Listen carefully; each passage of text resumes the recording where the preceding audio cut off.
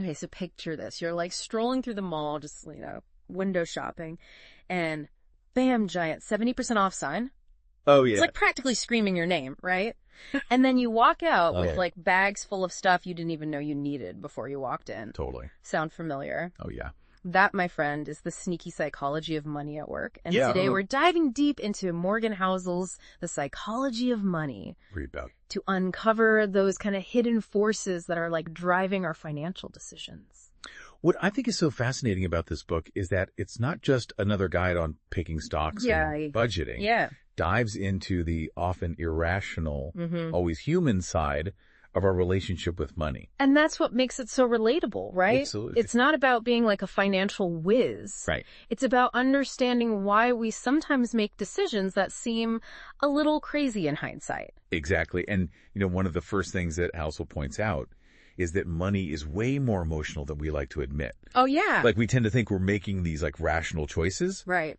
But fear, greed, or even just like the desire to fit in can totally hijack our best intentions. Oh, tell me about it. Remember the market dip last year? Oh, yeah. I practically felt my heart jump out of my chest watching my investments just plummet. Oh, my gosh.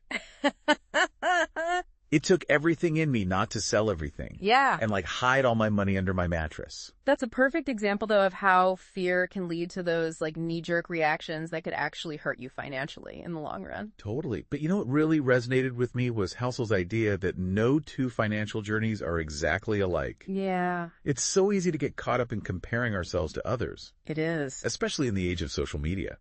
Oh, it's like comparing apples and oranges. Yeah. Your neighbor might be driving a fancy new car. But you have no idea what their financial situation actually looks like. Right.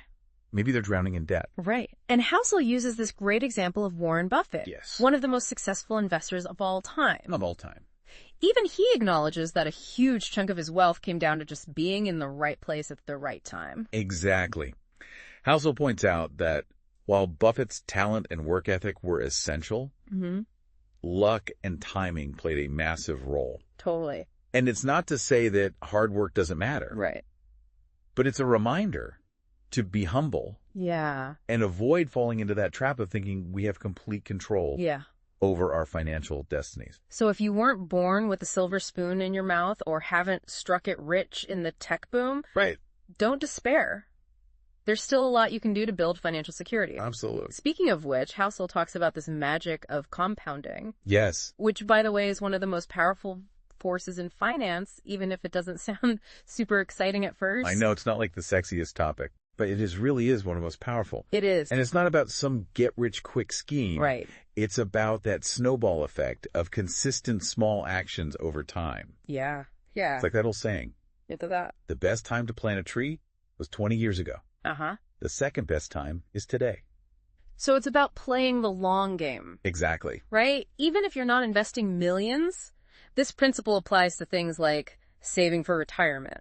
Yes. Or paying off debt. Yeah. Consistently putting away even small amounts can add up to big results over time. Absolutely. Let's say you start investing just $100 a month. Okay. Earning an average annual return of 7%. After 30 years, you'd have over $100,000. Wow. And that's without even factoring in any salary increases or bonuses you might get along the way. That's actually pretty impressive. It is. It shows that you don't have to be a Wall Street mogul to benefit from compounding. Exactly. But as Housel points out, we also need to be realistic about the role of risk and luck. It's like he's saying, hey, you can be smart and work hard, but sometimes life throws curveballs. Yeah, we tend to overestimate our control over outcomes and underestimate the role of chance. Totally. Think about Bill Gates, for example. Okay. He was undeniably brilliant and driven. Yeah. But his timing with the rise of personal computers was a massive factor in his success. It's a bit humbling, isn't it? It is. Like, yeah, hard work is important, but sometimes you just need to be in the right place at the right time.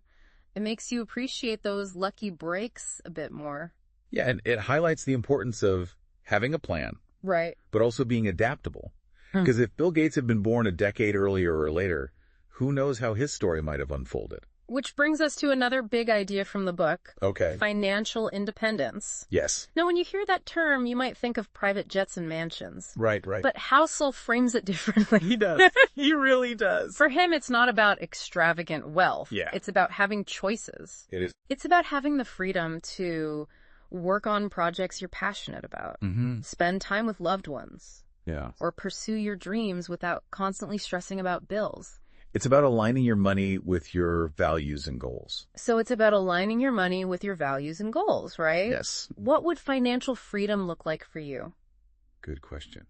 For some people, it might mean early retirement. For others, it might mean starting their own business or having the flexibility to work fewer hours. Exactly. It's about having the freedom to design a life that aligns with what truly matters to you. But here's where things get a little tricky. Okay. Housel also warns about the danger of unrealistic expectations. Yeah. We often think, if I just had more money, all my problems would disappear. Right. But sadly, that's rarely the case. He talks about the hedonic treadmill. The idea that we quickly get used to new levels of wealth. Yeah. And constantly crave more. It's like you buy that amazing new car, you're thrilled for a few weeks, but then it just becomes your normal car. Totally. And you start looking at the even fancier model down the street. Exactly. And it ties into another psychological trap. Oh, yeah. Housel highlights the social comparison game. Tell me about it. We get caught up in trying to keep up with the Joneses. Oh, yeah. Constantly comparing ourselves to others. Yeah. And it can be a recipe for financial disaster. It's so easy to fall into that trap. It is. Especially with social media constantly bombarding us. Oh, yeah. With images of everyone else's seemingly perfect lives. You see someone posting about their luxurious vacation. Right. And suddenly your wit-end getaway feels inadequate. And it's not just about vacations or fancy gadgets. It can be anything from the size of your house to the brand of clothes you wear. But here's the thing. Okay. Trying to keep up with an arbitrary standard set by others will never lead to true satisfaction. It's like a never-ending race you can never win. Exactly. And speaking of unexpected twists and turns, Housel dives into what he calls tail events. Those rare, unpredictable things that can completely shake up the world. Things like the internet boom, the 2008 financial crisis, or even a global pandemic. Yeah. These events were practically impossible to predict. Yeah. But had a massive impact on everyone's lives and finances. It's a reminder that no matter how much we plan life, always has a few surprises up its sleeve, right? Absolutely. Yeah. And that's why flexibility and adaptability are so crucial. Yeah. Because even the most carefully crafted financial plan can get thrown off course by unforeseen events. Which is something we can all relate to on a personal level, too. Totally. Remember that time I was convinced I had my entire career path figured out? And then bam, life had other plans. It's a great analogy. Yeah. And just like in life, flexibility is key when it comes to your finances. Yeah. Being open to new information, reassessing your goals, and adjusting your approach as needed can help you weather those unexpected storms and come out stronger on the other side. So it's not just about having a rock-solid plan, but also having the resilience and mental agility to pivot when things don't go exactly as expected. Precisely. And with that, I think it's a great place to pause and let our listener absorb all this insightful wisdom. Okay. We'll be back in a moment to continue our deep dive into the psychology of money. Welcome back. Before the break, we were talking about how important it is to be flexible and adaptable. Yeah. Especially when it comes to our finances. It's like we're all sailing across this vast ocean. We can't control the winds or the waves, but we can adjust our sails and be ready to navigate those unexpected storms. Well, that's such a powerful image. And, it ties into another key point Housel makes about acknowledging the role of luck, both good and bad. Yeah. It's like he's saying, hey, life isn't always fair. Right. And sometimes things just happen even to the smartest and hardest working among us. It's funny because we often hear those stories of lottery winners who end up broke and miserable a few years later. Yeah. It's almost like having too much money too quickly without the right mindset and skills to manage it can actually backfire. It's a fascinating phenomenon, isn't it? Yeah. And it highlights that true financial well-being isn't just about having a fat bank account. Right. It's about having a healthy relationship with money and understanding how to use it wisely. So it's not about winning the lottery. Right. It's about building a solid foundation for long-term financial security. Exactly. And speaking of long-term thinking, Housel really emphasizes the importance of patience and discipline. He does. It's so easy to get caught up in the short-term noise, like those headlines screaming about market crashes or the latest get-rich-quick scheme. It's like we're constantly bombarded with distraction. Right. And it can be tempting to chase those shiny objects. Yeah. Hoping for a quick fix. Yeah. But as Housel reminds us, true wealth is built slowly and steadily over time. It's like planting a garden. You wouldn't expect a bountiful harvest the day after you plant the seeds. Right. It takes time, care, and consistent effort to nurture those seeds and watch them grow. Exactly. It's about delaying gratification, making consistent contributions to your savings, and allowing the magic of compounding to do its work. Remember that example we talked about earlier? Oh, yeah. Investing just $100 a month. Okay. Over time, those small, consistent actions can really add up.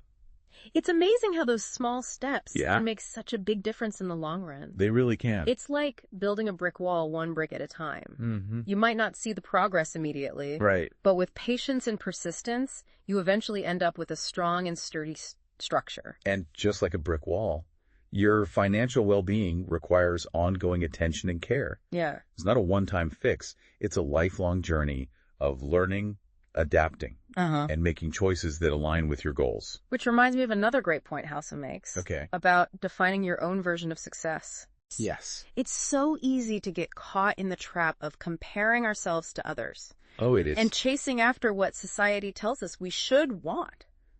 It's like we're all running on this invisible treadmill. Right. Constantly striving for the next bigger house, fancier car, or more luxurious vacation. But the truth is, those external markers of success don't always align with what truly brings us joy and fulfillment. So true. Like, maybe your neighbor is obsessed with climbing the corporate ladder. Right. But you'd rather start your own business or travel the world. There's no right or wrong answer. It's about figuring out what truly matters to you. It is. And aligning your financial choices with those values. Exactly. Maybe financial freedom to you means having the flexibility to spend more time with your family. Or pursue a creative passion. It's about designing a life that feels authentic and meaningful to you, not just checking off boxes on some arbitrary list of societal expectations. And that brings us to a really intriguing concept. Housel explores the idea of enough in a world that constantly tells us to want more, more, more. Right. It can be revolutionary to simply pause and ask ourselves, do I actually have enough? It's such a powerful question, isn't it? It is. And it goes against the grain of our consumerist culture, which thrives on convincing us that we always need the latest gadget, the trendiest clothes, or the biggest house to be happy. It's like we're on this never-ending quest. It is. For the next thing, always believing that happiness lies just around the corner if only we had a little bit more. Exactly. But Housel challenges us to step off that treadmill. Yes. And find contentment in what we already have. It's about cultivating a mindset of gratitude, appreciating the abundance in our lives, and recognizing that true wealth is about more than just material possessions. It's about the relationships we nurture, the experiences that enrich our lives, and the contributions we make to the world. It's about finding that sweet spot where we have enough to live comfortably and pursue our passions without being weighed down by the constant pressure to acquire more. It's about shifting our focus from what I lack to what I already have. And finding joy in the simple things that money can't buy. You know, it's funny. We often think about financial success as this linear path, like climbing a ladder rung by rung. But Housel's book suggests that it's more like navigating a winding road with unexpected twists, turns, and detours along the way. And just like any journey, it's important to have a map and a destination in mind. But also to be prepared for the unexpected. And to embrace the adventure. That's a great way to put it. And speaking of embracing the adventure, I think it's time for us to take a little detour of our own. All right. And give our listener a moment to process all these thought-provoking ideas. We'll be right back to wrap up our deep dive into the psychology of money. Welcome back to our deep dive into the psychology of money. We were talking about the revolutionary idea of enough. Right. And how just finding that contentment with what we have can be a game changer. It really can. When it comes to like our financial well-being. It's like stepping off that never-ending treadmill of wanting more and realizing that true happiness isn't about accumulating endless possessions, but about aligning our finances with what truly matters to us. And that brings us to another crucial point, I think, Okay. that Housel emphasizes in the book. Yeah. It's this idea that true wealth isn't measured by the size of your bank account, but by the freedom and the choices that that money provides. It's about understanding that money is a tool. That can help us create the life we want. It's about asking ourselves, what gives my life meaning and purpose? And how can money help me achieve those things? It's about making conscious choices about how we earn, spend, and invest our money so it supports the life we want to live. Yes. Whether that's traveling the world, spending more time with loved ones, pursuing a creative passion, or making a difference in our community. Exactly. It's about aligning our financial decisions with our values and goals, and recognizing that those might look different for everyone. Yeah. Maybe for you, financial freedom means having the flexibility to work from anywhere in the world. While for someone else, it might mean being able to retire early and spend more time with their grandchildren. And you know, that leads to another key insight from the book that really resonated with me. Okay. The importance of managing risk. Now, before you think this is about playing it safe and hiding all your money under a mattress. Right. Housel isn't saying to avoid risk altogether. But rather to understand it, assess it, and make informed decisions that align with our individual risk tolerance. It's like that skilled sailor navigating a vast ocean. They know they can't control the winds or the waves, but they can learn to read the weather chart, a course, and prepare for those inevitable storms. Such a great analogy, because let's face it, when it comes to finances, there are no guarantees. There aren't. Markets can be unpredictable, interest rates fluctuate, and unexpected events like, say, a global pandemic can throw even the most carefully crafted plans off course. Exactly. And that's why it's so important to have a margin of safety. To diversify our investments and to always be prepared for the unexpected. It's not about trying to predict the future with certainty, but about building a financial foundation that can withstand those inevitable bumps in the road. It's like building a house with a strong foundation. If you build it on solid ground, it's more likely to weather the storms and stand the test of time. And just as a house provides shelter and security, our financial resources should support us in creating a life that feels both stable and fulfilling. It's about recognizing that money, while important, is ultimately a means to an end, not the end goal itself. It's about using our financial resources wisely to build a life filled with purpose, joy, and connection. It's about understanding that sometimes the most financially rewarding choices might not be the ones that make the most sense on paper. It might mean taking a pay cut to pursue a more fulfilling career. Downsizing your home to free up more time for travel or investing in experiences rather than material possessions. It's about making choices that align with our values and priorities, even if they don't always follow that conventional path to financial success. Exactly. And perhaps one of the most thought-provoking questions Housel leaves us with is this. If you won the lottery tomorrow, would you change much about your life? Wow, that really makes you think. It does. Because if the answer is yes, it might be a sign that your current financial choices aren't truly aligned with what matters most to you. It's a powerful prompt to reflect on whether we're living a life that feels authentic and fulfilling or simply going through the motions, hoping that more money will somehow magically solve all our problems. It's a reminder that building wealth isn't just about mastering financial concepts. It's about understanding ourselves, our emotions, and our values. It's about creating a healthy relationship with money that supports our overall well-being, not just our bank account balance. Exactly. And with that, we've reached the end of our deep dive into the psychology of money. I hope you found this exploration insightful and inspiring. And remember, this is just the beginning of your journey toward a more mindful and fulfilling relationship with money. There's always more to learn, more to explore, and more ways to use your financial knowledge to create a life you love. Thanks for joining us for another Deep Dive. We'll be back next time with a brand new topic to help you expand your horizons and empower you to live your best life. Until then, keep learning, keep growing, and keep diving deep.